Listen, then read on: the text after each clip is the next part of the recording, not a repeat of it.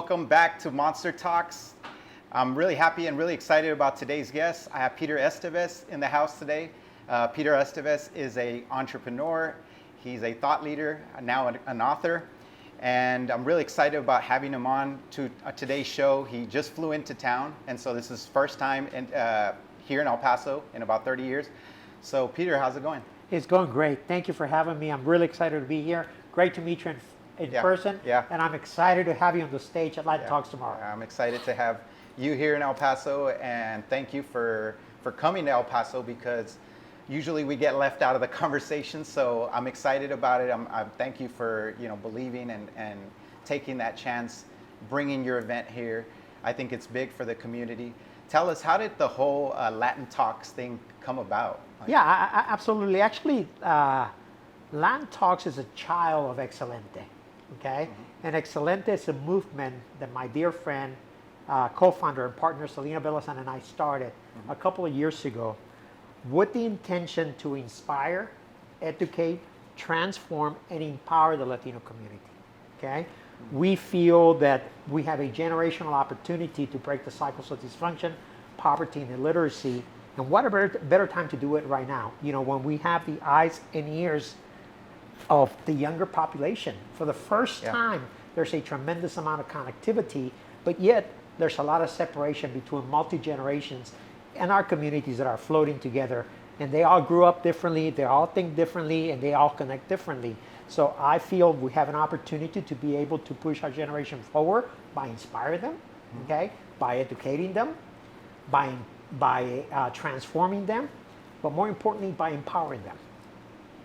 Absolutely, and I think, when I first met you and I talked to you, it almost felt like I already knew you. Like I've had a lot of really key people in my life tell me, Raul, everything happens for a reason, right? And I'm a big believer of that. And I feel like as we go in our steps, we meet people in our life that kind of shape. I feel like, and this is how I feel about this conversation right now. But when I met you and I felt your passion for the Latino community, it's almost the fire that I have in myself to want to bring empowerment to my community. I feel like, I had a really special person in my life tell me, well, Raul, you need to help yourself first before you can help others, right? Tell you that.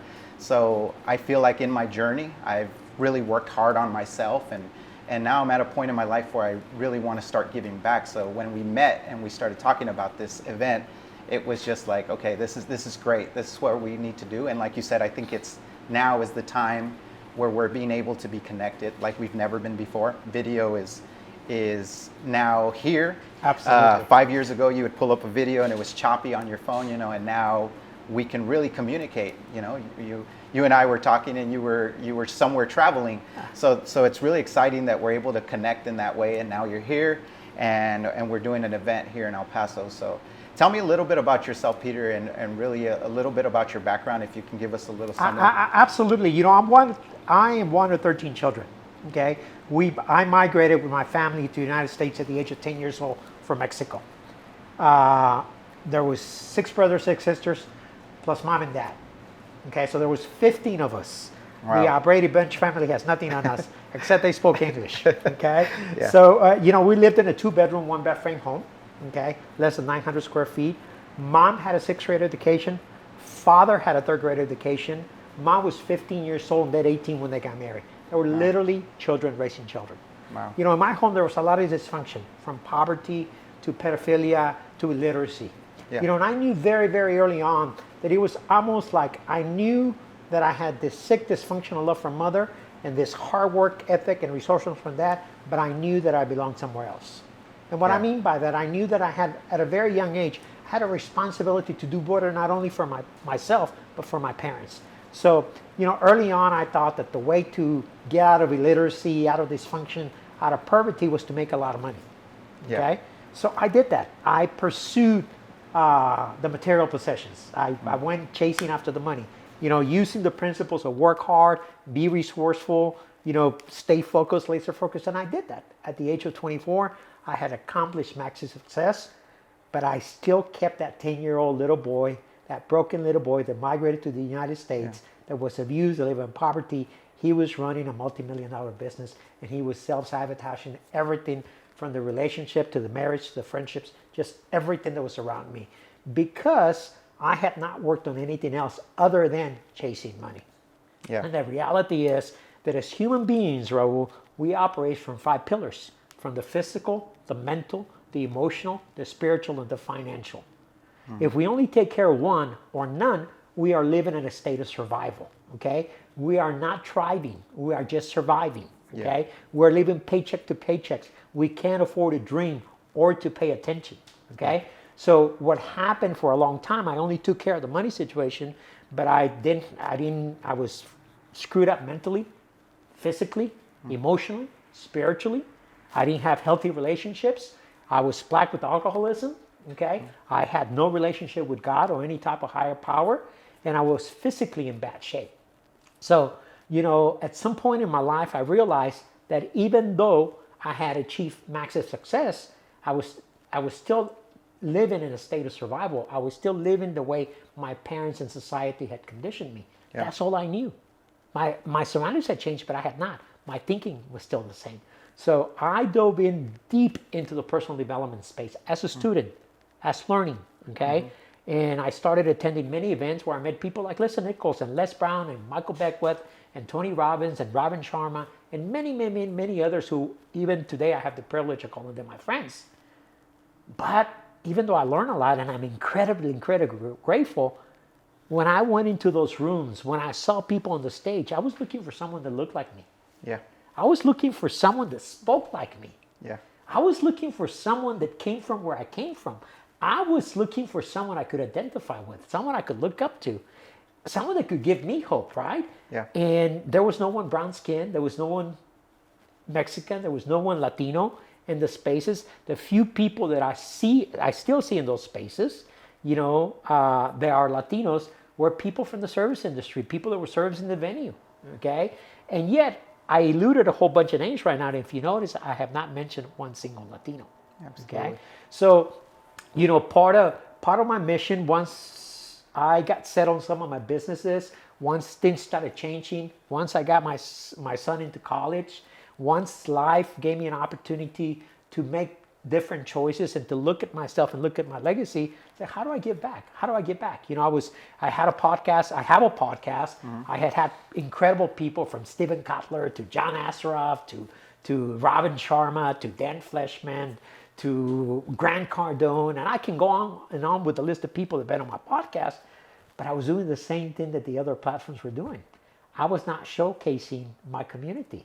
I was not showcasing Latinos. Yeah. So when Excelente was born and I realized that I was doing the same thing, I decided to create a platform, which is now Latin Talks, and we decided to experiment, to do something different. So we created a 5-city tour, which includes Austin, San Antonio, Houston, Dallas, and El Paso. And as we, instead of featuring, speakers that are mainstream, okay, like a Grant Cardone or Dan Fleshman, and try to monetize and get people from our community to come to pay them, why don't we create an event where they come see you, where they come see Raul, where they come see their local Latin leaders that are making impact in their community, and their community doesn't even know about them, right? So why don't we do that? Why don't we are able to bring in together those 3 or 4 or 5 different generations from the 20s to the 30s to the 40s to the 50s to the 60s to the 80s, and create a venue where we're having deep thought-provoking conversations, okay? Talks that become conversations that becomes an exchange of dialogue, a two-way dialogue, where the audience can participate, and we begin to chop away to those limited belief systems, the money blocks, the dysfunctional belief systems that we've been creating and carrying on from generation after generation and after generation. And some of those, as dear as they may be to our families, to our cultures, they're outdated. And we need to break them. We need to start over. We need to give this young men and women an opportunity to implement their own ideas. And the Latino community, even our households, is top down. It's not vertical. It's not horizontal, okay? It's vertical, okay? We need to change that.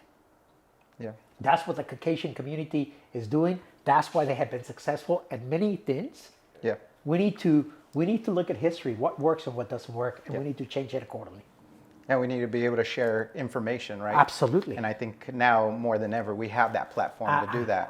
Absolutely. Right? And why is it important for Latinos to do that? Like what? Well, you know, I was at a business meeting a few weeks ago with a gentleman that I was looking at a property to build my studio, right, for my podcast, and he asked me a little bit. He the owner of the building, he wanted to know what my mission was and my vision and what I wanted to do, and I told him what I was doing, and he kind of looked at me and he said, you know, he said, your culture has a reputation. He says, have you heard about the crabinology?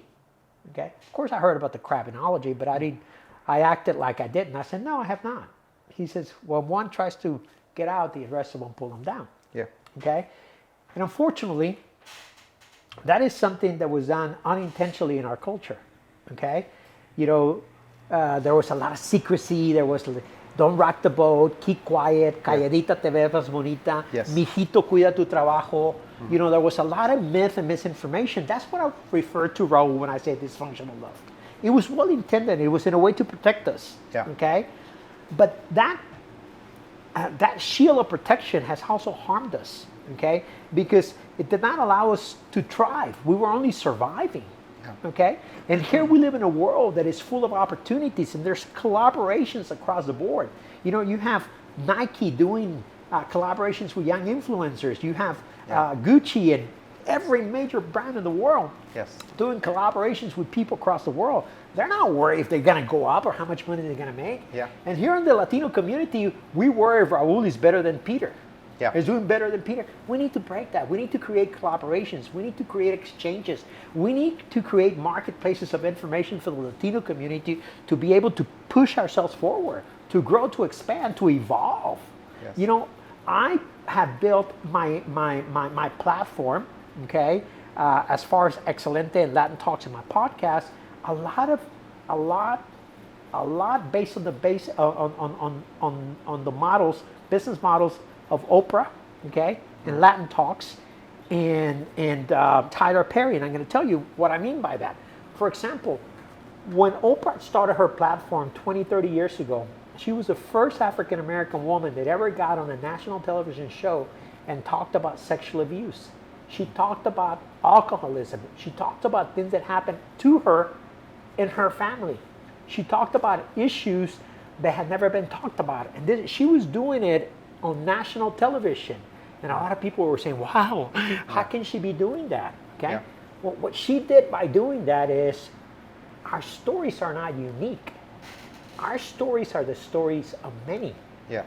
Okay? And when we share our story in service, I give other people permission to share theirs. Yeah. We break the code of silence. We dismantle any type of perversity behind that secret. Yeah. Okay? Because we are as sick as our secrets. So what happened with Oprah's platform, she was able to bring to the forefront, okay, a collection of African American authors, artists, thinkers, creators, thought leaders, singers, you name it. They had never been seen. Now she had a platform to expose them.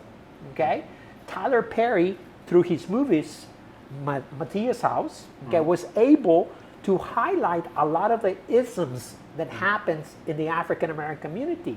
A lot of the things that we do culturally, which we have the same issues in the Latino community. Absolutely. So he was able to expose that. And when those things were exposed, the culture themselves say, yeah, we do that, don't we? Yeah, we do that. Well, we need to start changing. Yeah. As a result of those two people, the African American community has created more wealth in the last 20 years, has gotten more college educated people into, has broken a lot of the myths of the deadbeat African American father and a lot of the other myths that existed in the community. Okay? Yeah. Because he was really showcased in a way that was not insultive. I feel that through Latin Talks, okay, we are able to begin to have those conversations by sharing your story. You know, when I talk about me coming from a family of 13 children and living with my mom and dad, 15 of us in a 2-bedroom, 1-bath home, I'm not special. I can guarantee you that I can go some part of El Paso and I can find hundreds of families that live in the same condition. Yeah. Okay? But if we don't bring attention to that, it's going to continue to happen and it will never change. Yes, I believe so. And I believe just highlighting those stories of those people. I mean, I've had people on the podcast before, and that's what we say. There's so many artists, there's so many people that haven't been highlighted, but they've had an impact in their community. Let's expose them. Yeah. Let's bring them up. Yeah. Let's start collaborating together. You and I were talking right before the podcast, Yeah. and you're telling me about all the great things that you're doing. Yeah. You're telling me about the school that you're building. You're telling me about all the things that you're doing, and I get excited. I want to see how I can help you. Yeah. I want to see how we can bring that to the forefront, because the reality is that a lot of our communities within our community are still operating under a 200, 300-year-old dysfunctional system that does not work. Yeah. Okay? This young man, they don't want to be at a classroom reading about science or math that they're not ever going to be able to apply. Yeah, absolutely. But would they be interested in reading about audio, video, Yeah. marketing tools that are relevant today? Yeah.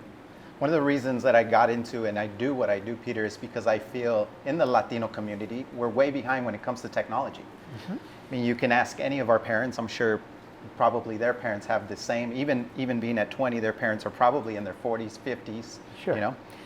are still illiterate when it comes to computers. And we almost like give up. We Yeah. just put our hands up and say, we just don't know it, we don't understand it, you do it. It's this kind of attitude that has brought the fire in me to say, when I look at, because when we ask the question, why is El Paso behind the curve, right? That's something I ask my guests all the time. Why is El Paso behind the curve, right? And I hear the same common theme over and over, right? It's we don't want to get out of our comfort zone, right? We have these traditions that we have that keep us still locked into this box that we keep. But innovation is one of them. Yeah. Computer and technology is one of those things that can really help propel us to connect people through this media that we have, these cameras. Absolutely. That we can put things out there through computers where we can help people, give them better jobs and better opportunities for them to raise their families, right? Here in El Paso, it's a big thing, and our city leaders always, one of the big things that we celebrate are maquilas and the opening of another warehouse and another maquila, which is, it's great, and I don't knock any of that. That's an opportunity for somebody, but I feel like we should equally be putting that same energy into technology, into innovation, and how we can utilize that to empower the people and empower the communities. I can tell you, Raul, the young men and women, 15, 16, 17, 22, 23, 30 years old, Yeah. okay, are not looking forward to working at a maquila. Yeah. Are not looking for even at the jobs that we used to think were cool jobs as young kids for the summer, McDonald's and Chick-fil-A and all those. We're not looking forward to that. We know that our minds, that our brains, that our capabilities are much greater than that, okay, than to be sitting behind the counter, okay? However, we still have this belief system, traditional belief system, that that's how we are meant to be. Yeah. That's what we are meant to do. Yeah. And the reality is, when you talked about being afraid of technology, okay, there's so much misinformation, okay? The way I look at technology as an extension of who I am. Absolutely. Okay? I can have my phone, okay, that has more information than the spaceship that went to the moon the first time. Absolutely. Okay? It's amazing, And right? It's completely amazing. Yeah. Okay? And from my phone, I can order an Uber, I can order food to go, okay? I can buy my airline ticket, I can use it as a map, I can use it as a camera, I can use it as a video, I can listen to a podcast. There's just so much information in that one single tool. We need to learn how to utilize that instead of being afraid of it. We need to learn how that becomes an extension of who we are, so we can increase our productivity. Not so we can be wasting time looking at stupid girls showing out their butts and their boobs on social media. That's not what technology is for. Yeah. Okay? If you're going to be doing that, go get that job at McDonald's. Yeah. Go get that job at the maquiladora. But if you're going to use technology as an extension of who you are to maximize your productivity, to maximize your knowledge, your wisdom, to be able to look in social media for people that can become your cyber mentors, people that you are going to be able to learn from, all those tools are available on social media. Yeah. We just need to, as you said it, we need to get out of our comfort zone. Yeah. We stay in comfort zones not because they're comfortable. We stay in comfort zones because they're known. Okay? And when we are afraid, when we feel fear, insecurity, I'm not enough, or the imposter syndrome, when you begin to have those feelings, two things are happening. You have outgrown where you're at, and you're ready to go to your next phase, but you think you're afraid to make that move because you think that you're not going to be welcome where you're going. Yeah. Well, this is a world of champions. Yeah. Anytime you're a champion, anytime you take a leap of faith, there's a crowd cheering you on. You just need to open up your ears, keep your head up instead of down, and get ready to move forward. Absolutely, that energy is going to propel you forward. Yeah. And I think you're absolutely right with technology. It could be used to go the opposite way. Absolutely. Right. And I think we need to be aware of that. We need to be awake, and we need to understand and ask ourselves while we're scrolling through this, is this helping me get closer to my goals, or is this helping me go further away from my goals? And it's a big thing for me, even in Latino females, Latino women. I think, because there's a stigma around it about the female stays home, the female does this, right? And so much, where do they go when they're staying at home? They're on social media. Absolutely. They're doing things like this, but there's so much empowerment there where you can learn, you can grow, you can be developing a business while you're at home with the kids. And we need to show people examples of this, and we need to highlight people who are doing this so that other people have roadmaps on how to get this, because everything we're doing today, we're reinventing. Absolutely. I come from traditional media, Peter, so I worked at iHeart. I worked for the radio station, right? I've worked in marketing for over 20 years myself, and I come from the traditional world. But I was asking those questions. As soon as computers became something that was relevant enough to disrupt, I was already tinkering. I was already looking at those things. But I think when we look at marketing today, it's what it is. We have to reinvent things. A traditional agency has salespeople, right? You have 5, 10, 20. I tell people today our salespeople are these computers. They're AI. Absolutely. They're these phishing lines. They're Google. They're Facebook. We have no salespeople in this office. Yeah. But yet we generate. When you walked in, I had a call that came in. We generate so many leads through these forms, and I'm trying to educate business owners that we have to reinvent the way we do business, right? Because you can now use technology to do a lot of that heavy lifting that would be time consuming to you, and utilize this technology to run your business more efficiently, more effectively, which allows you to have time to do the things that matter. And we have to keep up with that, Peter, because today we're going up against computers. We're going up against machines. Absolutely. Machines that do not get tired. Absolutely. Right? And we have to innovate. And those days of just throwing up your hands and saying, well, we're going to wait for that next job to come to us. We have to be active, because now you have, like you said, the younger generation. It's not that they don't want to work. I don't think that's the case, that people say that young kids don't want to work, right? I think what it is that they have opportunities that we never had. Absolutely. Our only option was to go to McDonald's or go to, that's how you got your foot Chick-fil-A in, or right? Walmart or and whatever. You were told by the older generation, you were told you have to work your way Yeah. up, because you have to earn your way through, right? But today, these kids can come in and disrupt so easily through technology. They have the ability to go online and start a shoe business from their home, from their cell phone. Absolutely. They can do things like this. Absolutely. And why would they go and work for you, for $10, $12 an hour when they can do that? Yeah. They can make 10 times that at home selling shoes, or, starting their own business. And I see more than ever entrepreneurship coming to life, in every community, and in the Latino community as well. So many people are starting their business. But what I see, and recently in 2020, we got together with the state of Texas. We got a bid to do through the CARES Act program to help businesses come into the digital world, right? So overnight, we were thrown 200 clients. Think about it, it's a lot of clients, 200 clients.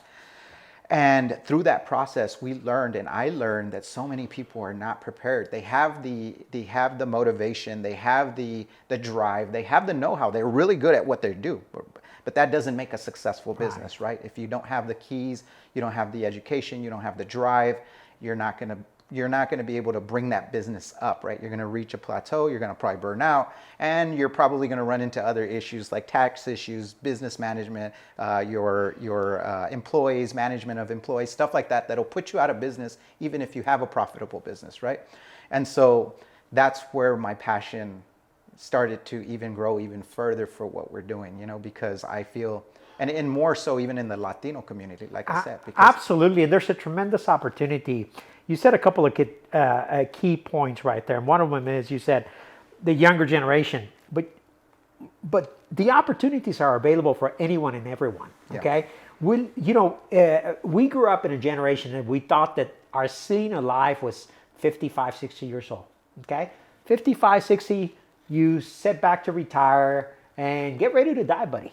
Okay, that was our parents' mindset. Yeah. Okay, the lifespan, as you know from following some of the same incredible mentors, Peter. I was about to say Peter Diamandis. Peter Diamandis. You know, the life age span is estimated to be over 110. 100, yes. Okay, Sir. over 110. So really has doubled in the last 50 years, right? Yeah. So what happens with that is that as individuals, we have an opportunity to reinvent ourselves multiple times through our lifetimes. Yeah. We don't have to stay in the same old, boring, unmotivating job that we were doing ourselves. But we also have a responsibility if we want to progress and not be obsolete, because it is an age where a lot of people are becoming obsolete, and they're becoming obsolete only because they're not taking an opportunity to engage, to become part of instead of apart from. Yeah. But primarily in the Latino community, because we don't come from a generation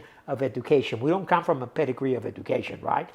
Our parents, that was not priority. Survival was priority. So many parents, had limited schooling, or if any, okay? Yes.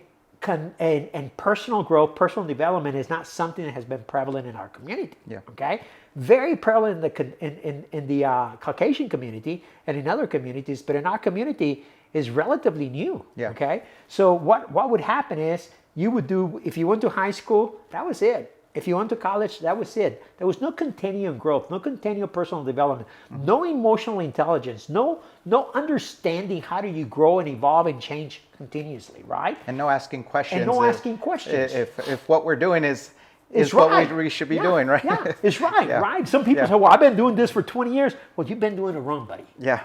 Okay, how about trying for the next 5, something different, yeah. Right? So I think we have those opportunities, and our parents didn't have them. Yeah. Okay? But we also have a responsibility to challenge ourselves to those opportunities, to learn. The reality is that for those opportunities, there's also a plethora of information readily available from YouTube to Google to ebooks to podcasts, podcasts like yours or my podcast, that people can listen to conversations like this and can give you incredible nuggets of wisdom that you can take back home and apply. How do you educate yourself, Peter? I know you say you started a business at 24. How did you teach yourself at that age, man? Because I feel like I didn't mature till I was 29, 30. That's when I woke up and said, what the hell just happened? How did I get here? Right? Well, I didn't mature till I was 30-something, okay? But I started a business very, very early on. The reality is, Raul, and think about this for a second. Gary Vee made entrepreneurship cool, okay? Yeah. Gary Vee made the side hustle cool. Yeah. But entrepreneurship and the side hustle have been in the Latino community by necessity. Absolutely. There are default mode of operation in the Latino community. Absolutely. My father worked a job and he had 2 or 3 side hustles, okay? Because he had 13 children, okay? And he started a whole bunch of businesses. He failed at most of them just because he didn't have the knowledge, the information that he needed, okay? But he was an incredibly smart man. He just didn't have the resources to support his growth. Absolutely. I knew very early on I didn't want to be poor. And I knew that my way out of poverty, literacy, and dysfunction, I thought, was making a lot of money. Yeah. But I made a lot of money, Raul, but I was still poor. I was still thinking poor. Yeah. Okay? My surroundings had changed, but I had not. Mm-hmm. Okay? My thinking was still the same. I always say that. I needed to go back. I needed to go back and start learning. I got in 2008, I actually Googled in the computer, how do I become a better person? Yeah. Okay? I've done the same, yes. Yeah. And the first thing that popped up was Mind Valley. Are you familiar with Mind Valley? Mind Valley? Valley. Mind Valley. No, I haven't. Valley. No. Excuse my accent. No, okay? It's okay. It's Mind Valley. Okay? Yeah. And Mind Valley is a personal development platform by Vishnu Akiani. And that was the first that popped up. I signed up. I became a member. Okay? I think it was like $9 a month. And I took every course from Lisa Nichols, from Jim Quick, from Michael Beckwith, from anybody Jim that Quick, was there. I love Jim Quick. Okay? His memory classes Absolutely. are absolutely Great brilliant. memory classes. Brilliant. I became part of their fellowship, for lack of a better What word. triggered you? Because usually, like for me, was going through a separation, right? I grew up without my father, and it was really important to me. I told myself I would not fail at this, right? Yeah. And when it did, it hit me that hard. What was that point, or what triggered you to say, I need to further myself personally? That is an Personal incredible question, because I think it's a question that we all ask ourselves a lot of times. What does it take, right? When do you hit bottom? Yeah. When's the right time? Yeah. Okay, I always say the right time is now, but I had to hit bottom. Yeah. My mother died in 2008. Okay, 2008 was one of the worst economies, one of the worst recessions we experienced. Okay, I went belly up. I went broke. I lost 65 plus properties. Okay, my ex-wife and I had started a business, a spa, huge spa in the Woodlands, Texas. We had to shut it down. Okay, Wow. my wife asked me for a divorce, and then my father dies. Man. Okay, and Yeah. this happened within a span of about 12 to 18 months. Wow. So I find myself separated, raising my son, who at the time was 7 years old, in a big house. Wow. And one day my son calls me, I'm out to a meeting, and he calls me and he tells me that he hates me, he hates his mother, he hates his life, and he wants to die. Wow. And what I realized at that moment, for the very first time in my life, that I had failed as a father. Yeah. That somehow I had repeated the same cycles of behavior that I was running away from. Yep. Yep. Okay? Yeah. That I had been able to provide material things for my son, but I couldn't give him the one thing that he needed the most. The love and the self-confidence not to ever have that thought come into his head. Yeah. Okay? So I went back home. I spent all afternoon talking to him. I promised him, one of the promises that I made to him was that I cannot guarantee you, and it's very unlikely that your mom and I will ever get back together, but I can guarantee you something. You will never feel like that again. Yeah. Okay? I will be there at your beck and call, and I will make sure that you become a healthy, productive member of society. Yeah. My son today is 22 years old. He is in his senior year at OSU. He will be going to grad school at UT Austin, and he's an incredible human being that is dabbling in multi-businesses right now. Okay? So, but it took me that breaking point in my life Yeah. to be able to go from the victim to the victor. Yes, sir. Okay? Go from the carrying this chip on my shoulder like the world owed me Yeah. everything, because I came from 13 children and my mom and dad were poor and I had made it. Well, I hadn't made shit. Okay? Yeah. I was a drunk. I was a womanizer. I was a liar, a cheater, and a thief. Okay? Yeah. And I needed to break all those patterns. I needed to rebuild and reconstruct myself to become the man that I wanted to be. And that took a lot of work. It took Yeah. me really surrendering. Okay? I've been sober for 22 years. Okay? I gave up a lot of the things that I thought I couldn't live with. Okay? The reality is that we can live without anything. Okay? Except without our soul. Yeah. Okay? I gave my soul, I gave my spirit, and I've been pushing forward since 2009. And my business has grown exponentially. My relationships have grown exponentially. My relationship with my son is incredible. I had had an opportunity to travel the world with many people. I've met incredible human beings. My life has done a 180, Wow. and primarily because I did a 180. Okay? Absolutely. I discover, uncover, and discarded anything and everything that didn't serve me, and adopted a new belief system. Yeah. I upgraded my computer, my brain, Yeah. okay, to become actualized, to I understand technology, to I understand social media, to me understanding the importance of growth, personal education, emotional intelligence, empowering others, and living in a community where I'm here to serve and not to be served. Absolutely. No, that's amazing. I always think about that. Like, I always talk to my kids about the fire, right? Because I feel like up until that point, I had the fire, right? Right. But it just wasn't burning as it does Sure. today, right? Like you said, you had already ran a successful company, but still you were not successful. You were not complete. Yeah. I won't use the word successful, but you were not complete. You still had more growth there, Yeah. right?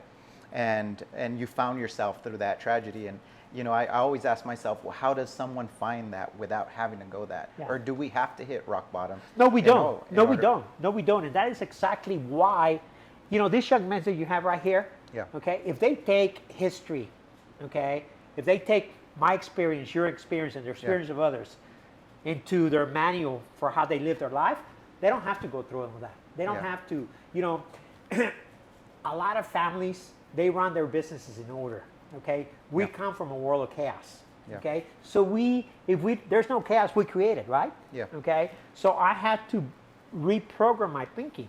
I had to reprogram and create a value system, okay? What is your highest value? What is the most important to you, okay? Me, family, and community. That's my highest value, okay? How do I serve it, okay? The majority of the people operate from a state of survival, okay? They're operating up here. They're only living to work and working to live, okay? They're existing. They don't even have time to dream. They have to exit that state of survival and become available, present in the now, right here, to be able to see their life with clarity and with possibilities. When you do that, okay, you start operating from a state of flow. That doesn't mean that you don't have challenges and adversities. That means that you're able to travel through your challenges and adversities with great strength and hope. Okay? You're able to see your life with clarity. You're able to see your life with possibilities. That takes place by reprogramming ourselves. Okay? By becoming very self-conscious of everything around us, our energy, everything around us. Okay? We become the total sum of the 5 people we spend the most time with, the average of the 5 people we spend the most time with. So you spend your time with 5 negative people, you're going to be number 6. How does someone break that, Peter? Because most of us, when you're living in a poor neighborhood, sometimes even getting out of that neighborhood is a challenge, right? Absolutely. You don't have the money for an Uber. You know, I remember when I was growing up, I didn't get out of my neighborhood. Back in the day was the bus, right? You get 35 cents. I couldn't even get the 35 cents to get the bus to go anywhere. I've been there, Raul. I've been there. Yes, sir. 1 of 13 children, okay? Wore hand-me-downs from my older brothers, sometimes even from my sisters. And Mom used to say, it's unisex. Unisex my ass. It's a pink blouse, Mom. You know? Kids are making fun of me at school, right? I've been there. I understand all of that. But today it's a lot easier to get out of it. You know why? Because programming your mind is from the music you listen to the books you read or don't read, okay, to the people you follow on social media, okay, to the podcasts that you listen to the YouTube channels that you listen to. It's a matter of programming your mind, okay? What happens is we are doing Latin Talks tomorrow, right? And Latin Talks is based on inspiration, education, transformation, and empowerment. Well, inspiration, okay, is just the Band-Aid without empowerment, without education, and without transformation. So inspiration, it only gets you to take action. I got motivated to do Latin Talks. I got motivated. I got excited. I decided to do it. Okay? But now I need to get educated. How do I create a platform, right? So so through my process of education, I learn what I know, what I don't know, what I need to learn, but most importantly, what a lot of us forget is what I need to learn. Okay? When I go from inspiration to education, there is a process of transformation. By the end of this podcast, you and I both are going to feel different. Okay?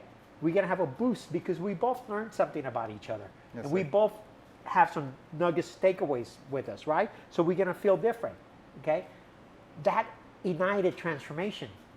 But if I walk out of here and I go back into my neighborhood and my household is chaos and everything is chaos, and I tell my mom, Mom, I just met Raul. Raul's a great guy. He's so smart. He wants to start a school for young kids and he's da. Ay, mijo, no le hagas caso a ese loco. Todo lo que quiere es tu dinero. Okay? We start getting all the negative feedback. Okay? We can't avoid that. What we can avoid is shut the ear, walk away gracefully, and then look for your 5. Look for your top 5 people. 5 people that you met at an event, that you met at school, that you met somewhere, that think like you, that look like you, that speak like you, and they want to go places with you. Okay? Hang around those people. Look for your peoples. Build a community. Look for a mentor. What people say, you say, well, I don't even have money for the bus. Well, you have a phone? I see people on the bus stop with the phone. They have $1,000 phone, and they're paying 35 cents to get on the bus. Doesn't make sense to me, right? Yeah, which is another one of my big things Right. is finances Okay. and how we manage our So what happens is you can go on social media and you can look for 5 people you can follow Yeah. that are creating great content, that are living motivational quotes, that have great podcasts. Yeah. Take that information. Take that information. I used to be illiterate, Raul. Most people don't believe me, and I went to Harvard. Okay, I went to Harvard Standard Business School, right? And for a long time, I didn't know how to read. Okay, I would sit and try to read a book and try to read, and I couldn't remember anything. Today, I'm a voracious reader. Okay, because I changed that ship in my mind. Yeah. Okay. I love the word Okay. you use, reprogramming. It's That's reprogramming. exactly So what we have to do, you reprogramming. know, because as I look back at my journey, that's exactly what I did. I reprogrammed my mind. And let me tell you something. I have 13 brothers and sisters, 12 brothers and sisters. The majority of them think I'm crazy. Yeah. They think I'm the oddball of the family. Yeah. Me talking about sexual abuse and about pedophilia and about Yeah. poverty is like, how dare you? Yeah. You know what? You are sick as your secrets. I don't do this to shame anybody. Yeah. I do this to heal, to progress, and to move forward. Yeah. And each of us has that opportunity, but more importantly, we have that responsibility. Yeah. Okay? Because if you, any type of member of society, and you're going to procreate and create children into this world, you better be educated. You Yeah. better be informed. You Yeah. better be willing to reprogram yourself. Otherwise, what you're doing is repeating the cycle. Yeah. Yeah. No, I'm really. You've said a lot, and my brain's going crazy with questions, you know, on things because there's a lot of really good nuggets, and I hope, you know, that as people watch this, they can really listen carefully to a lot of what you're saying. But I'm really intrigued by this concept of reprogramming because I think it's what we have to do. When did you start reading books? Because books has been a big part of my Sure. life, and when I tell people like, what was the one of those things that really propelled me? Reading opened up my mind completely. When opened did up you my start mind. reading books? 2008. I mean, seriously, Yeah. just like seriously. Yeah. Like it was really funny because I would every book. I keep every book I read. Yeah. Okay. So you do hard copies. Yeah, I do hard copies. Okay. Okay. I'm old school. Okay. I'm much older than you are. So, you know, and for a long time, something that motivated me very much was that at some point on my nightstand, I had probably 30-something books. Okay. What was your first book that you read? My first book, gosh, you got me there because I don't think I can remember right Really? now. Okay. Sorry. I mean, because I So write. how many books are you? I've reading written now? hundreds of books. Really? Yeah. Yeah. Read hundreds of books, literally. I mean, I've written every single one of Peter's books. Okay. Well, what was it that pushed you into that? Like when you first started reading books, what said like after all this time? Because I started reading at 30, right? Well, because if you start looking for people that are smarter than you, Yeah. okay, and you start listening to what their habits are, then hell, you might as well try it, see if anything sticks, right? Yeah. If I can get 1% of what somebody more successful than me does, I'm going to take it. Yeah. Okay. So I used to hear, you know, this book changed my life, or that book changed my life, or, you know, knowledge is power, power knowledge. You know, I used to hear all that stuff. Yeah. Well, hell, you know, I got to try it. Yeah. I was desperate, Raul. Yeah. I felt the same way. Okay. I was Yeah. desperate. Yeah. I didn't want to go back. Okay. I was desperate and I wanted to be better. I wanted to do better. More importantly, I'm going to tell you a story, and I share this story very often. I remember I must have been probably about 10 years old. My father had a station wagon. Station wagon for this young guys is the old dated version of the Suburban. It's a Mexican Suburban. Yeah. Okay. And my father had an old beat up station wagon, and we were driving. And my dad had a tendency of, when he was driving, he would say, "Oh, I could have bought that building. I could have done this." Almost like he was kind of, you know, trying to make himself feel good. Yeah. Okay. And he would say that. And then one day I asked him a question, and my dad ignored me. And I asked him again, and he ignored me. And I asked him a third time, and he ignored me. And the fourth time he said, "Stop fucking asking me questions." And what I realized that moment was that my dad was so angry because he didn't know the answer to the question I was asking him. Okay? And fast forward to 2008, my son is like 6, 7 years old. He's in school, and he comes and asks me a question about some subject in his classroom. I didn't know the answer. Okay? And I'm not ashamed to say it. But I had tools and I had resources. And I said to him, first I shared the story with him, what happened to my dad. And then I told him, I said, I don't know the answer, son, but don't worry about it. We got to learn the answer together. So we went and Googled the question and we found the answer. And I made a promise to my son. I said, I want you to promise me something, that you are never gonna go without, if you don't understand something, you're not gonna, you have tools to look for them, right? Yeah. And if you're in a classroom and if you're too embarrassed to ask a question because you don't understand something, stay at the end of the room behind and wait for everybody to leave and then go ask the question. But never go through the world, never go through life not knowing something. Especially in a world that is full of technology, that has a plethora of information readily available to you. Okay? So I promised myself that I had an obligation. I didn't ever want my son to feel about me the same way that I felt about my dad. And don't get me wrong, I love my dad and I love my dad dearly. Yeah. And a lot of the things that I do is because I want to honor my parents. Yeah. I want them to be proud. I know my parents didn't want me to be dumb. I know my parents didn't want me to be illiterate. I know my parents didn't want me to be broke and broken. My parents, like every parent in the world, they want the best for you. But they could only give me what they had. Yeah. Okay? Fortunately, what they gave me got me here. Yeah. Okay? Now it's my responsibility to move forward. That's my job. That's not my parents' job. Yeah. That is my job. So that propelled me to becoming a voracious reader. Yeah. Okay? A voracious listener to TED Talks. Okay? That is why I started Latin Talks. If you notice, the format of Latin Talks is 15 to 18 minute talks. Okay? With 3 to 4 takeaways the audience can take from your story. Okay? I did all of that because all those tools and resources have advanced my life forward, but I also had advanced my mind, have expanded my mind to an incredible world that I never knew I had a possibility to attain. Why don't Latinos read? I know this was a subject that Jose and I touched on. We didn't grow up with bookshelves in our homes, right? Why don't Latinos read? It goes back to the principle, okay? It goes back to the principle of we lived in a state of survival. Our parents lived in a state of survival, okay? When you're so poor or you're so illiterate, how can you envision anything else? You know, our parents could not see any greater possibilities for us. You know why? Because they couldn't see it for themselves. Yeah. Okay? So it's a very simple answer. I know it's not a general, it's a very general answer, but it's a very simple answer. You know, a lot of times people, you know, my parents never talked to me about going to college. Yeah. Never. I think if I would have dropped out of high school, my parents would have been okay.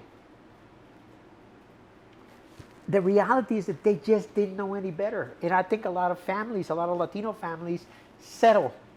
Yeah. Okay? They just settle. They settle for the discounted version of their life. Okay? When they have so much potential.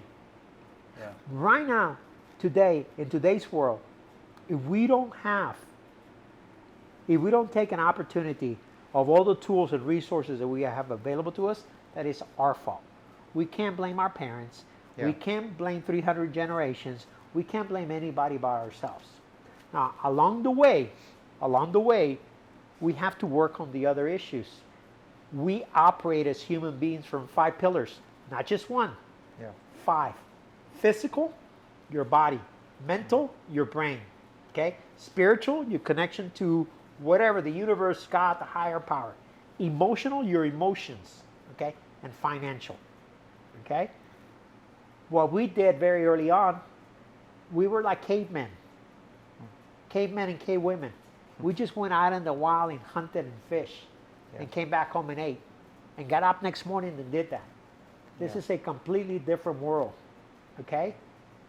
Fish are at your door. They're on your phone. They're on your computer. Yes. You don't have to go out and get them.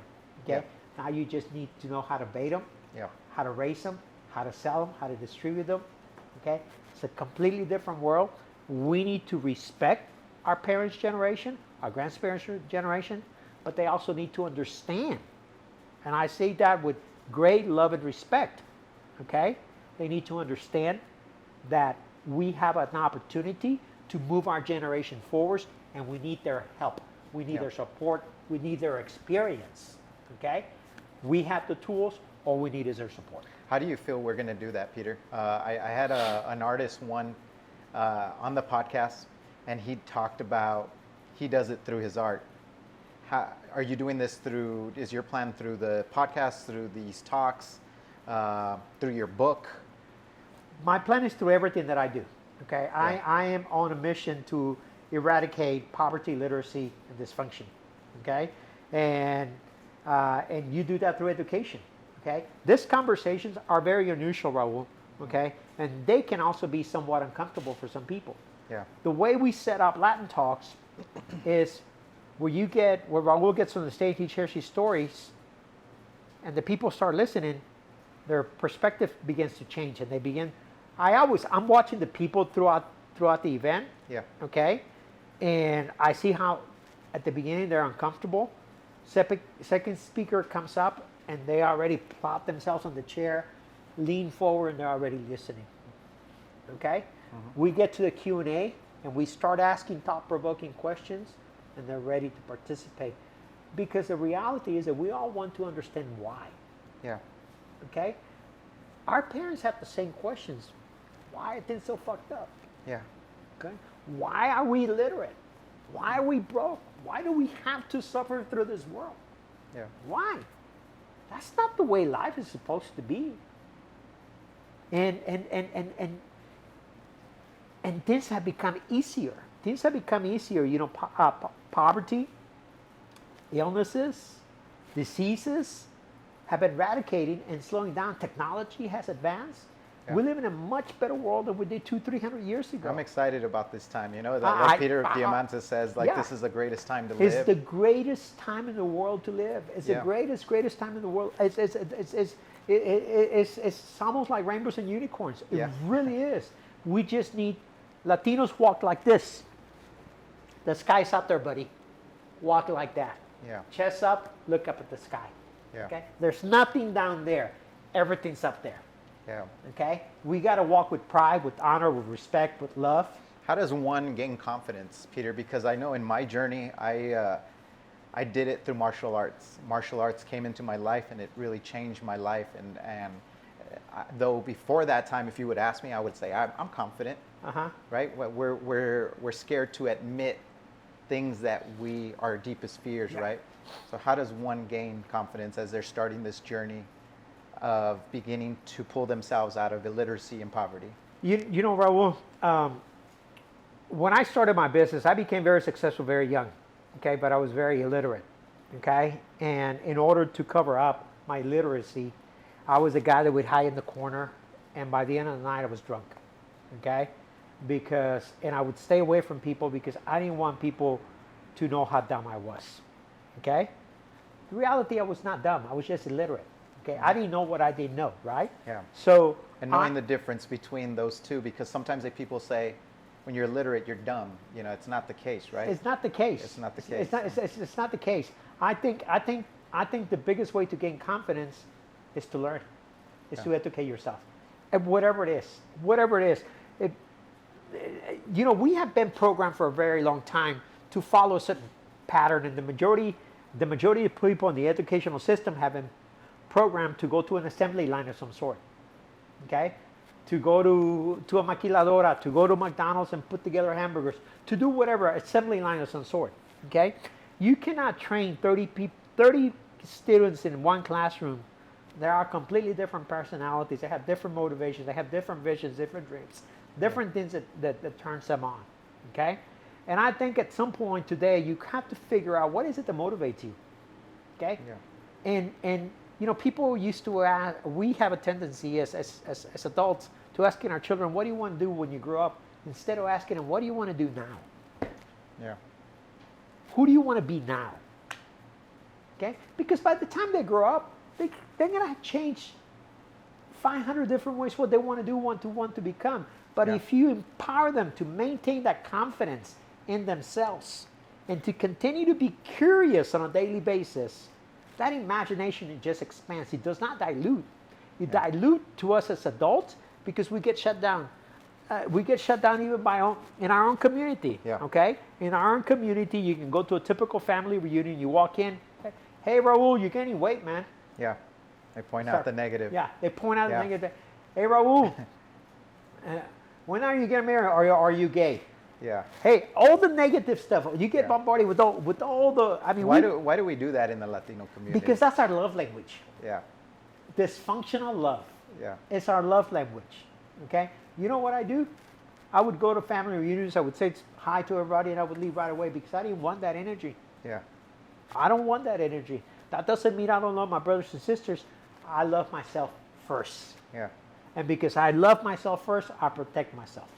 Okay? And that almost turns into like a snowball, right? Because you leave the place and then you're starting like, why would he say something like that? Yeah. And then your day goes on and it turns into a bad week. And, right? Absolutely, absolutely. When you are operating from a state of survival, I'm glad you brought that up because this is a typical day for somebody that operates in a state of survival.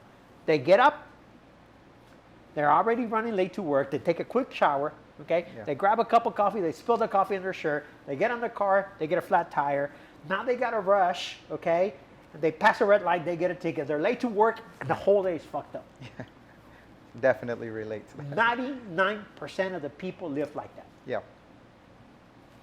Exit the state of survival. Do certain little tweaking into your mind, into your brain, okay? Into your day life, into your daily duties and activities, okay? Take an action, allow that action to become a ritual, allow that ritual to become a lifestyle, allow that lifestyle to create flow, state of flow for you. So if you begin your day with making up your bed, something as simple as making up your bed, that already changed a little bit. You already took a step forward, okay? Yeah. Why do you think they do that in the military? Yep. The military, no soldier lives that bunk without their bed being made. It's a psychological It's a psychological discipline. Yeah. Okay? It sets you up for complete success throughout your day. Yeah. Okay? Not only that, you come back to the end of the day and your house is not a mess, your room is clean, right? Yeah. So your life is, the perspective is completely, but work on those 5 pillars on a daily basis. And how do you manage multiple businesses? As being an entrepreneur, do you do it remotely? Are you utilizing a lot more technology these days to be able to stay effective and efficient? The beauty of technology, number one, I am a passive participant in most of my businesses, okay? I don't operate, I don't work on, I'm not an operations person. I'm an idea person. I'm a creative, right? So I'm not, I'm not part of the management team in any of my businesses. Okay, gotcha. For a long time, for many years, I'm talking 6-7 years, I used to do a weekly commute from Houston to Mexico City to Tijuana. So I traveled for almost 7 years during that process. Early on in the stage, it was a process of building. We were planting seeds. So at some point, those seeds started, turn into crops, and the crops turn into harvest, and do not require my attention the way it used to. Yeah. But it was not an overnight process. Okay, yeah. I want you to know that I had many failures, and just very few successes. Okay, however, the successes usually have a tendency of being able to be greater than the failures. But it's in the failures that you prepare yourself for your next opportunity. Absolutely. Some of the greatest people out there, we just talk about their success. I just watched the documentary on Nolan Ryan. Yeah. He holds 51 records, right? Yeah. Some of those records are the most grand slams in one season that, they hit the most walks. Hitting people was something that he would do often. Yeah. But he's also one of the greatest pitcher. He has a strikeout record, more than 5,000 strikeouts. Yeah. Amazing records. And I think we need to voice that more. I think through these channels, this is what I try to do, is to show people our ups and our downs, right? That's what you're trying to do through Latin Talks. And I think we need to understand that. And that way we don't give up, because we're easily turned off, especially in today's world. I think a lot of people say, well, if we give everybody trophies, they're going to be accustomed to learning that everybody's getting a prize in this, and the world doesn't work like this. But I think also through what we're doing too, it helps people to. You know, and to your point, I'm not a big proponent of second, third place, and fifth place prizes. Yeah. But I am a big proponent of celebrating your wins, your small wins. Yeah. Because I know that for a very long time, you know, I've minimized a lot of my successes, right? Or a lot of my wins, you know. Yeah. I just went on to the next one and the next one Yeah. and the next one. And then you built an appetite you can never fulfill, right? Yeah. Because you're just hungry for more and hungry for more, Yeah. and you never felt a sense of accomplishment. Yeah. And you know, back to rituals, back to development and reprogramming. You know, one of the things that I do on a daily basis is a gratitude list. What am I grateful for? Yeah. You know, what happened today throughout my day that I'm incredibly grateful for? How can you have more if you're not grateful for what you have, right? So I think to your point of probably not celebrating fifth and sixth place fifth and sixth place trophies, do celebrate your daily wins. Do understand, do be grateful for the things that happen in your life, and realize that those are the things that help you build momentum until you get to the top of wherever you're going. You know, I often said that I was a success overnight. It just took me 35, 40 years. Yeah. Okay? So, and that's really what success is. You know, for a long time, we are doing all the behind the scenes work that nobody sees. Okay? You know, life is a real portrayal of social media, right? Of Instagram. We filter our photos, we filter, you know, our settings, we program the lighting. Same thing with our lives. Nobody sees what's happening behind the scenes in order for the finished product to come out finished and complete and looking good and looking successful. Yeah. Same thing with business. You know, I've been broke so many times I can't even count. Okay? I made so many mistakes, but every single mistake, you know, I was looking, when I run in the mornings, I do a process to my run, and the first thing that I do, I kind of, you know, I do my affirmations. I'm a big believer in affirming what I want to do, what I want to become. So I do my affirmations, and I go into prayer, and then I go into gratitude. And then towards the end, I kind of, you know, if I have a talk that I need to do, I practice my talk, you know, or I, you know, try to, whatever it is, if I'm going to record a video, I try to remember my words, so I practice those, right? But I was thinking of, it came to mind 5 or 6 different relationships that I had in my life that had made a major impact, and how each one of those relationships propel in me some type of growth, some type of change, some type of improvement, something that I gained so invaluable from those individuals that I could never repay them.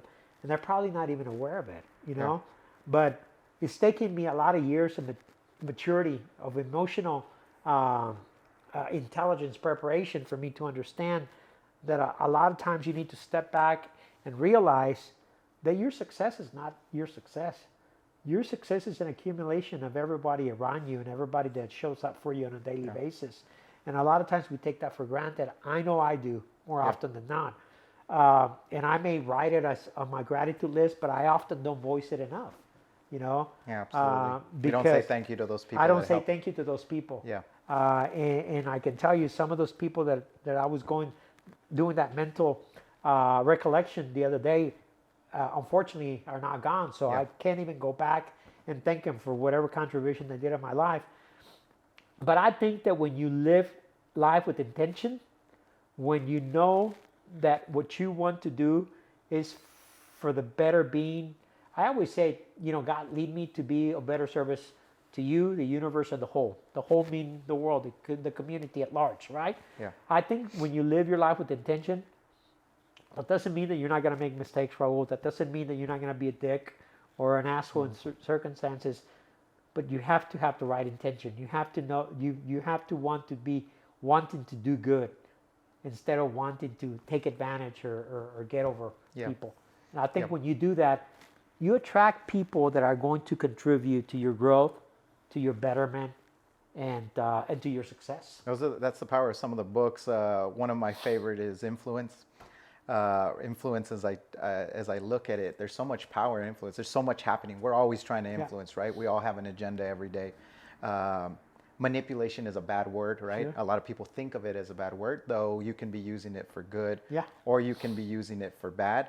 But I feel in my heart that's how a lot of the books that I've read have empowered me, and I've understand this stuff, so I'm very aware of stuff. When I'm going into meetings, I've started to study, even as far as like pitching. Pitch Anything by Orm Clough is a really good book. I really love. All of that stuff has really helped me just to take everything to another level. But I think as we start to educate ourselves in this field, that we'll also start to be able to empower other people and help other people as well too. But you can use those things to go the opposite way, right? A lot of people use it in a negative way. But I think through that service is you get that fulfillment, and like you said, you create your list of gratitudes in the mornings and things that your affirmations that you want to say in the morning.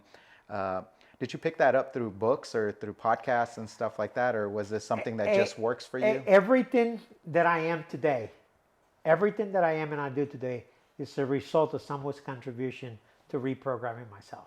Yeah.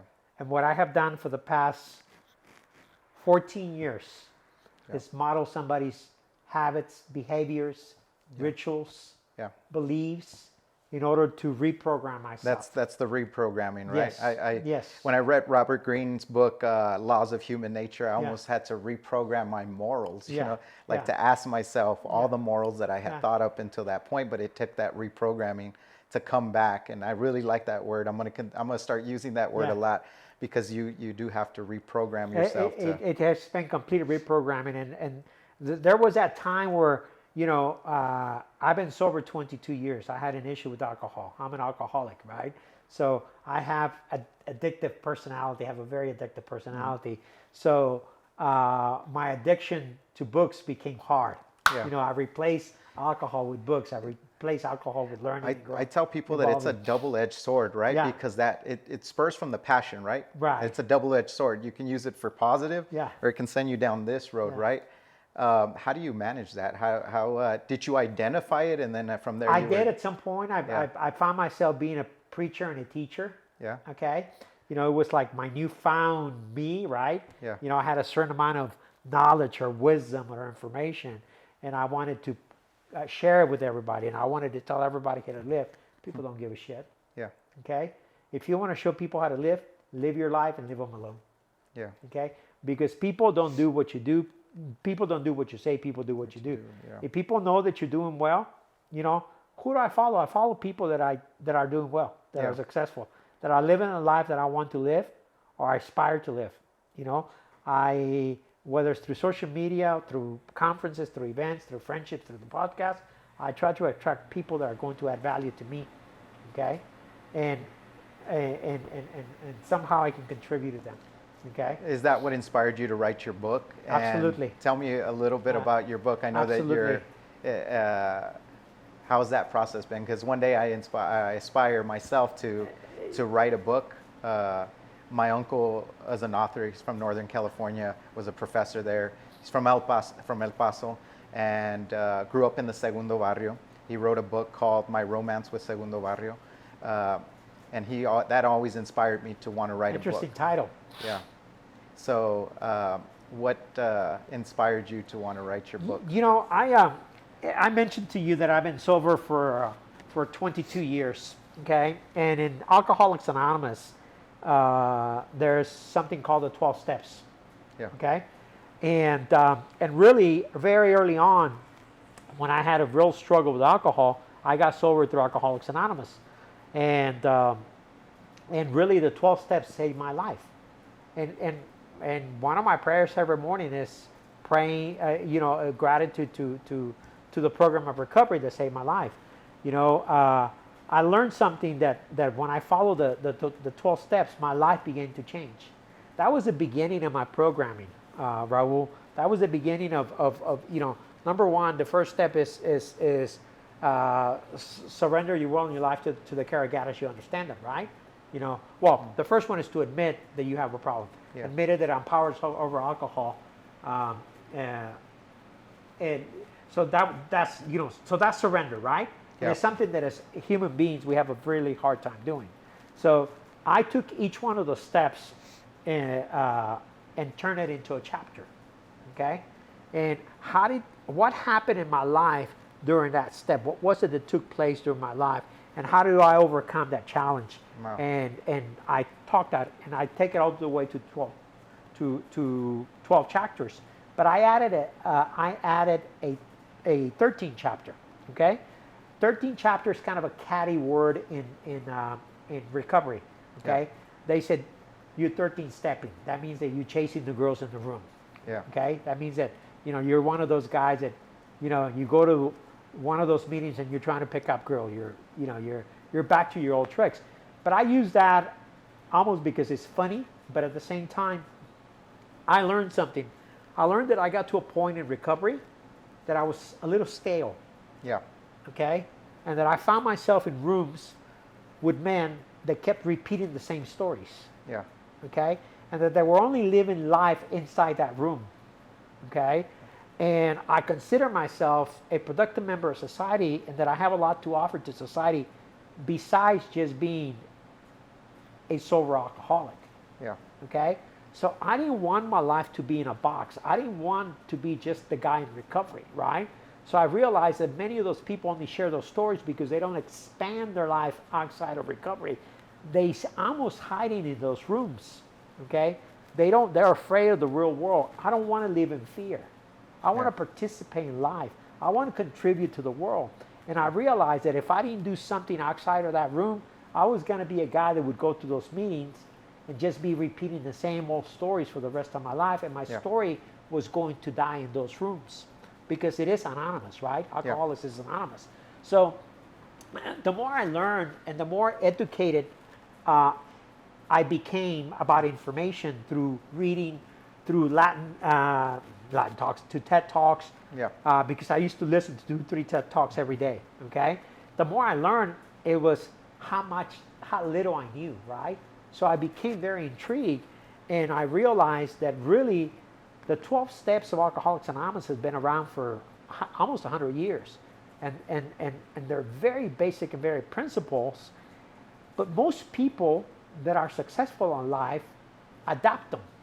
Yeah. I have a problem, I surrender. I admit that I have a problem. I'm powerless over that problem. I don't try to solve it. I give it to God, or I find somebody who can help me solve it. Okay? Where somebody with an addiction issue buck heads because they want to control everything, including their own disease, right? So I realized that I can utilize those tools to share my story and at the same time take people to the different steps, how they can apply those steps in their lives. Yeah. But the 13th step was much more important to me because sobriety, you only stop drinking.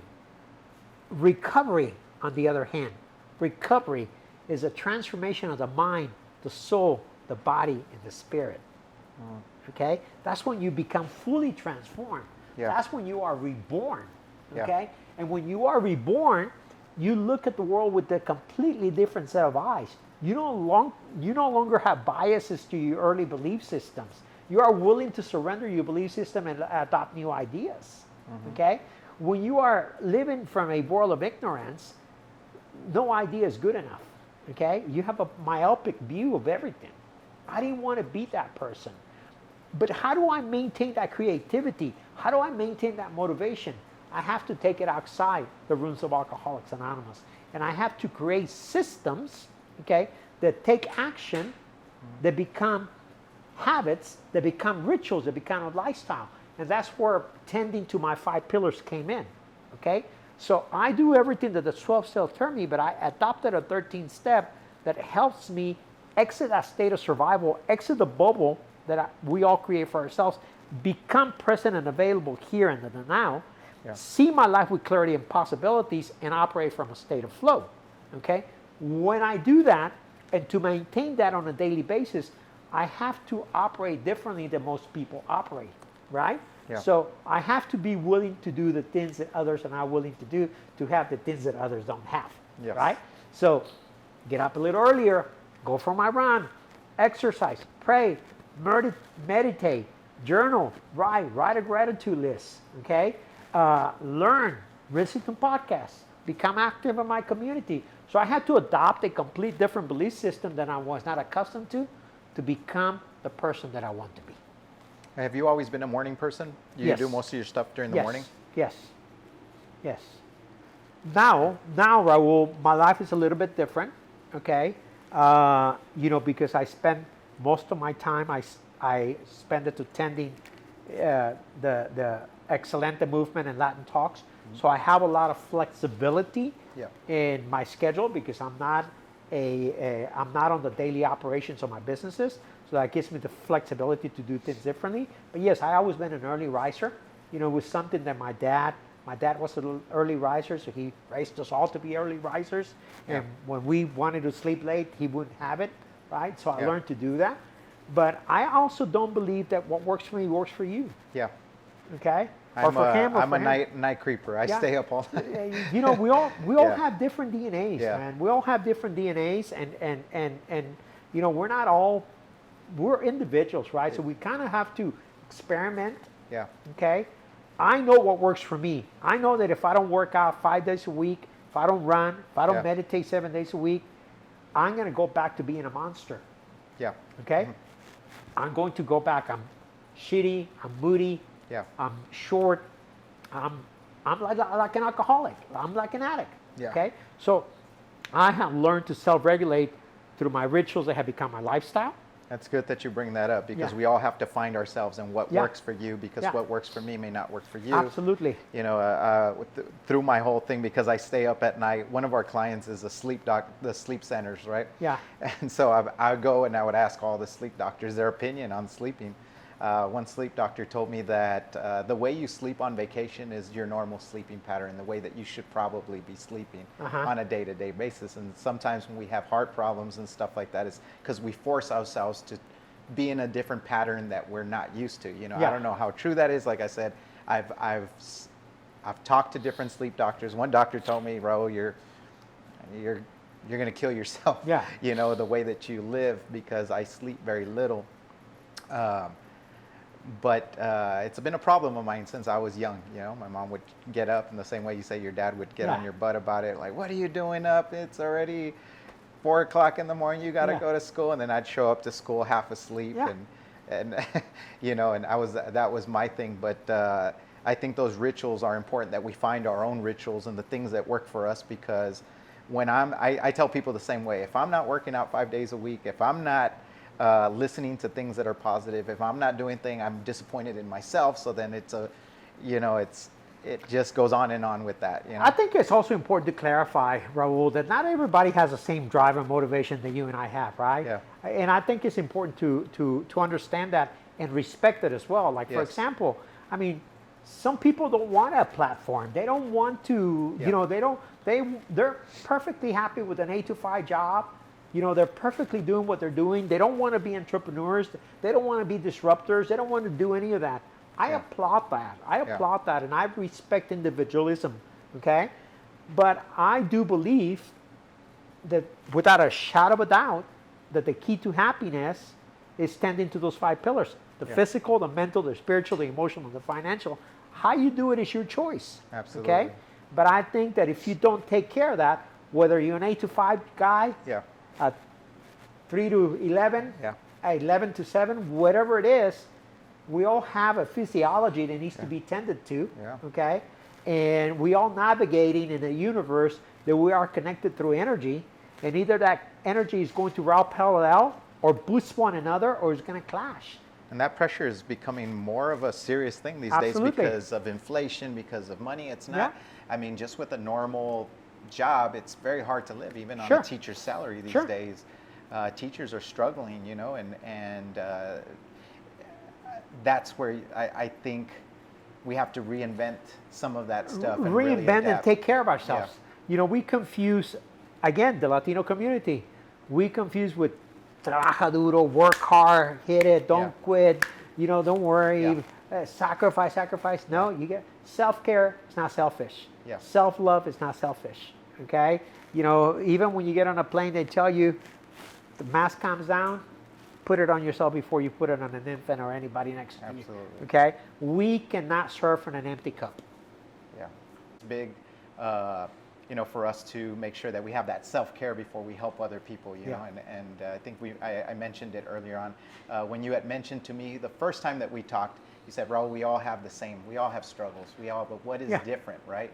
And I think that was one of the things that I came to was, in my journey, not only did I work hard, but I also started to, I evaluated how I was working, and I always was updating what I did. Yeah. I tell people that work here, I say, what I tell you now, 3 weeks, 4 weeks from now, it may be different. Maybe We're dated. always adapting, right? Maybe We're dated. always adapting, so don't get used to sticking and working to one day. Ask questions. Don't worry to bring new ideas forward. I'm always up for that, but I think that's important as well, not only to work hard, trabajando duro, pero work smart. Also working smarter and re-innovating. Yeah. This is where technology, like I said, I really enjoy that because there's always a new tool to fix a problem, and that's what is intriguing to me in business, is finding tools to do things smarter, finding tools that'll help us get a shortcut. I'm always looking at new technologies. This is why I follow Peter Diamandis is one. He's always way out there. Oh yeah. He's landing on asteroids and mining them. And one of his the Human Longevity Project that he's working on. It's a great project. A lot of people don't know that there's people out there working on those issues. Oh, yeah. I really love that. So I aspire to do things like that once in my life, but it's baby steps. I think you're on the right track, man. Yeah, I think you're on the right track, and I want to thank you for the opportunity. Yeah, no, thank I want you to thank you for opening up your studio for me, supporting my team throughout the process of what we're doing here for Latin Talks, and I want to make myself available in whatever way possible I can. And I'm open to collaborations or whatever ideas we can bounce back and forth to continue to impact our communities. Yeah, definitely. So we're going to wrap up because I know it's been a long conversation, but also too, I learned a lot today. I thank you today. I was just like all ears and a lot of the ideas that you brought. So I thank you for bringing your knowledge to MonsterLink, to El Paso, and to our team as well, and to all of our audience. And so thank you for that. Also, too, moving forward with Latin Talks, anything we can do, I'm always open to help as well. I appreciate that. I appreciate it. That door is always open as well. That's why I always try to put myself out there and try to just be helpful and provide resources if we can, especially if it aligns with a lot of the goals that we're trying to accomplish here at MonsterLink to move forward, and also my personal goals. So I'm always open for that. So thank you for extending that offer and stuff like that. But Peter, thank you for coming by. I would really love in the future to have another conversation with you and do a part 2 of this, because let's do it. There's a lot of information that is valuable for our people. And thank you for everything that you do. Raul, thank you. Really, thank you from the bottom of my heart. Thank you to your team. I appreciate each and every single one of y'all. I hope that there's some takeaways from our conversation. I'm a student of life, and I'm here to learn as well. So I am wide open. Anything you want to pitch to me, I'm open. Okay? Awesome. So we're going to go ahead and close up, guys. Again, check out Peter Estévez. Look at his website. Look at the Excelente website. You can go to latintalks.co if you want to learn more about the event. I think this event's going to continue to grow, man. Honestly, I think it's going to go out of Texas. And I see you doing Arizona, California, and possibly just doing it all over the world, because I think this is a great movement, and you've put forward a great question, and the fact that you're asking these questions, I love that about you. That you said you were at these big conferences and you were saying, man, I want somebody that looks like me. I always hungered for that as well too. So thank you for that, and I know that a lot of people here in El Paso also have the same view. So this is why we're doing this. So thank you again for coming to the show. Again, we're going to wrap up. So thanks, Peter, again. Thank you. Thank you so much, Raul. All right, that's it, guys. See you again.